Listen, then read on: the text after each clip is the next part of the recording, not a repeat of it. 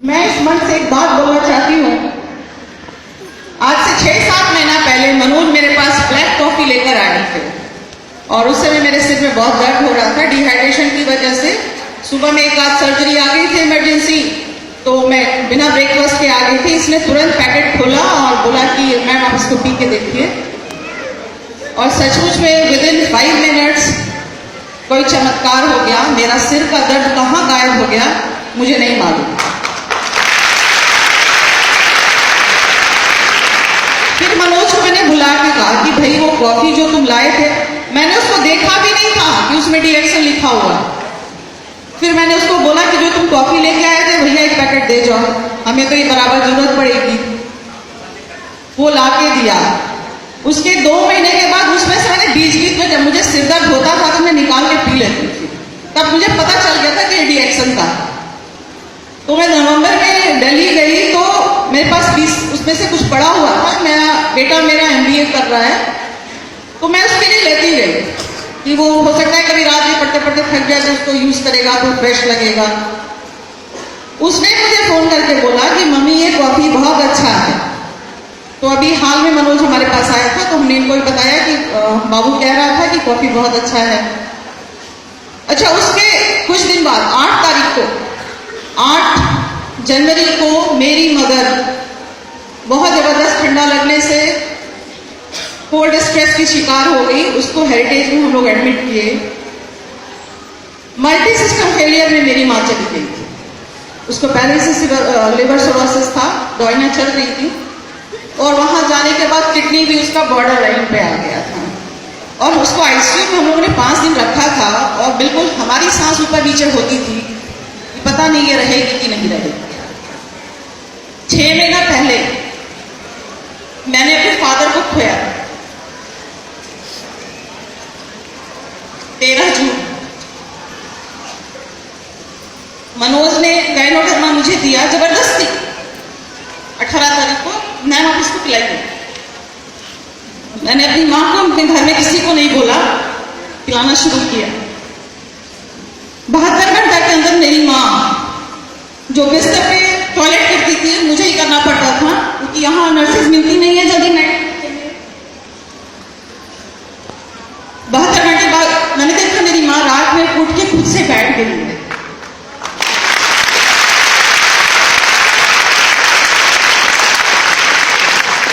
तब मुझे लगा ये डिएक्शन अगर मेरी जिंदगी में पहले आ गया होता तो शायद अपने फादर को नहीं खोती।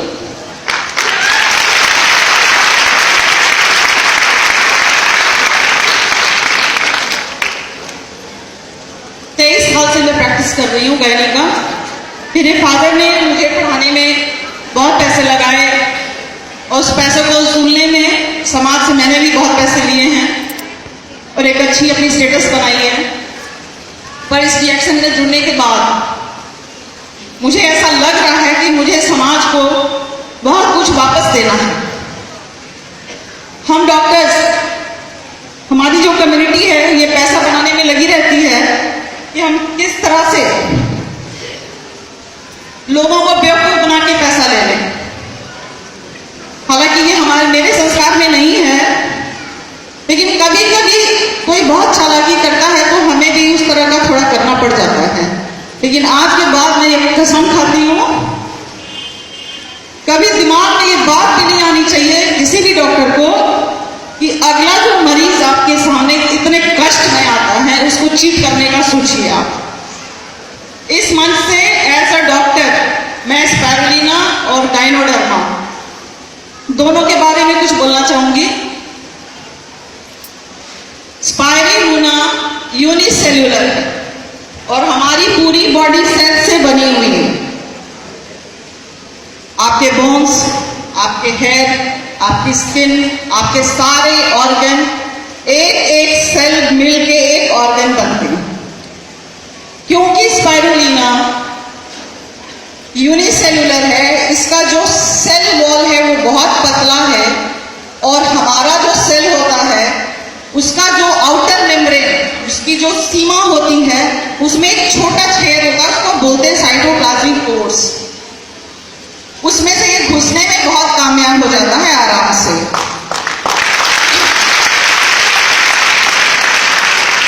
आप जो भी खाना खाते हैं, लिवर आपके बॉडी का फैक्ट्री है। वो आपके सारे खाने को मेटाबॉलिज्म जितना है बॉडी का पचाने का, उसको ब्लड में ले आने का, ये सारा लिवर करता है। और लिवर में भी सेल्स भी वैसे ही हैं। तो ये स्पाइरुलिना या गाइनोडर्मा जो हमारे सेल्स में पहुंचता है, वहां का जितना कचरा है उसको बाहर निकाल देता है। आपका सेल बिल्कुल नॉर्मल हो जाता है। बॉडी आपकी जितनी अल्कलाइन रहेगी, बॉडी आपकी जितनी अल्कलाइन रहेगी, आप उतने स्वस्थ रहेंगे।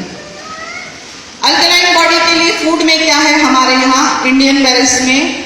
मूंग, हरा मूंग आप अगर खाएंगे वो अल्कलाइन है। हरी सब्जियां अल्कलाइन है, जिसमें कलर्स हैं, जैसे गाजर हो गया, शिमला मिर्च हो गया, ऐसे बहुत सारे फूड हैं जो अल्कलाइन हैं।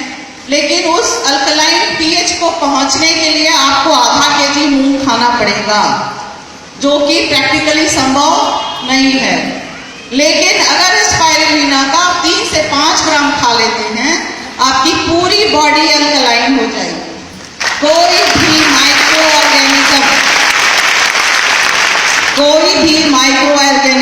कोई भी बैक्टीरिया, कोई भी वायरस आपके बॉडी को जब तक अल्कलाइन रहेगा, जैसे पंडित जी लोग सुरक्षा कवच बनाते हैं, वैसे अल्कलाइन फूड लेके आप अपने बॉडी को सुरक्षा कवच दीजिए। आपका बॉडी में वायरस, बैक्टीरिया, फंगस कुछ भी एंटर नहीं कर पाएगा। आप अगर बीमार होते हैं, एक मोटी रकम आपके घर की आय की डॉक्टरों के पॉकेट में चली जाती है, चाहे वो जिस पैथी से हो, एलोपैथी से हो, होम्योपैथी से हो, आयुर्वेदिक से हो, किसी भी पैथी में आपके घर का पैसा चला जाता है। और गवर्नमेंट भी बहुत ज्यादा इन्वेस्ट नहीं करती है हेल्थ के ऊपर। 3 या 4% शायद इस बार हुआ है। अमेरिका जैसा देश मेडिकल इंश्योरेंस विड्रॉ कर रहा है, क्योंकि सरकार के पास भी पैसा नहीं है। तो जब आप अपनी इमारत सही रखेंगे, अपनी बॉडी सही रखेंगे, आपको हेल्थ प्रॉब्लम्स नहीं होगी, तो इन चीजों की जरूरत ही नहीं पड़ेगी। मैं भी बहुत लोगों को अभी जैसे बोलती हूँ कि भाई इस पर हम दवा तो लिख रहे हैं, पर स्पाइरुलिना खाओ। वो लोग बोलते मैडम बहुत महंगा है। अब उनको जब डिवाइडेड डोज में बताया जाता है कि भैया 3 या 4 रुपए पर डे तुमको पड़ेगा, तुम इसको लो, तो महिलाएं तैयार हो जाती हैं कि हाँ इसको हम खा सकते हैं और ले सकते हैं। मेरा कहने का ये मतलब है कि देखिए, बीमारियां तो आती जाती रहती हैं, कहीं ना कहीं कोई डिफेक्ट रह जाएगा इम्यून सिस्टम में, तो बीमारी ऐसा नहीं है कि आप ये प्रोडक्ट खाएंगे तो बिल्कुल ही बीमारी नहीं होने वाली है। कहीं ना कोई डिफेक्ट रह जाएगा तो जरूर होगी, पर आपका जो पहले था कि 80%, वो आपका घट के 10%, 20% पे आ जाएगा। और जब इस तरह का हो जाएगा तो आपके घर का पैसा आपके पॉकेट में रहेगा। मैं यहाँ अचीवर्स को अभी देख रही थी, जिन महिलाओं को मैं देख रही थी, ये महिलाएं शायद जिंदगी में घर की दहलीज को पार नहीं कर पाती, जो आज इतने बड़े हॉल में स्टेज पे आके और अपनी बात कह रही हैं और ऐसे अंगूठा दिखा रही हैं। मुझे नहीं समझ में आ रहा था ये क्या है। आप में से कोई बताएगा क्या था? अग्रवाल अंकल आप बताइए ये क्या है? ये क्या है? आपके सारे अचीवर ऐसे कर रहे थे। हाँ हाँ, नहीं हम आ गए यहाँ, तुम कहाँ हो?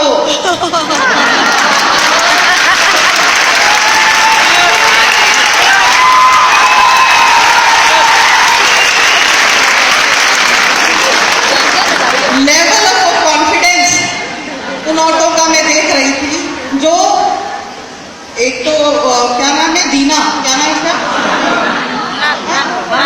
धानो Devi, hats off to Dhano Devi. Body language, level of confidence, आज मैंने उसका स्टेज पे देखा। और ये किसकी वजह से हुआ है?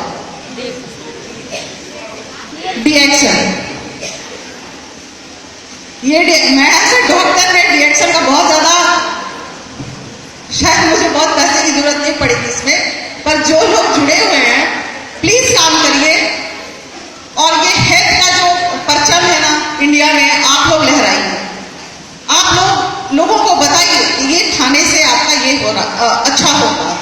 क्योंकि नहीं अगर करेंगे तो अगले 20 साल में जिस तरह से कैंसर, डायबिटीज, ब्लड प्रेशर, इनके कॉम्प्लिकेशंस हो रहे हैं, उस हिसाब से हमको तो लगता है कि मानव जाति ही खत्म हो जाएगी। क्योंकि बैक्टीरिया को मारने के लिए जो एंटीबायोटिक्स यूज कर रहे हैं, बैक्टीरिया भी बहुत चालाक है। आप उसको मारेंगे तो रास्ता निकाल के अपना एक दूसरा बच्चा पैदा कर देगा। वो आजकल हम लोग उसको मेडिकल टर्म से बोल रहे हैं कि सुपर बग जब आ जाएगा कोई एंटीबायोटिक काम नहीं करेगा। तब हमको हर्ब्स की दुनिया में ही जाना पड़ेगा और डीएक्सएन उसको लेके आ गया है।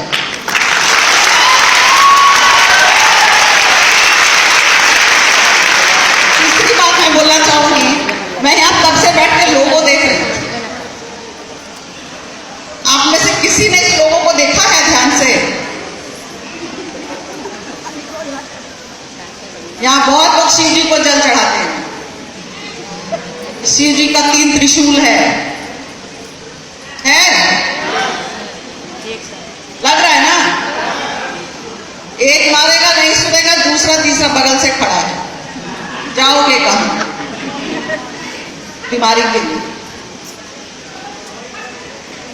और दूसरा, इसको अगर हम धार्मिक और इससे भी जोड़ के देखें, हो सकता है एक्शन में बहुत सारी कमिटीज के लोग आए हैं, भिन्न भिन्न जाति धर्म के लोग आए हैं। इसका जो लोगो है जरा सा उलट पुलट करिएगा तो ये ओम भी बन जाएगा, अल्लाह भी बन जाएगा और क्रॉस भी बन जाएगा। बनेगा कि नहीं? डीएक्सएन एक ऐसा प्लेटफॉर्म है जहां कोई जाति, कोई धर्म, कोई रंग भेद नहीं है।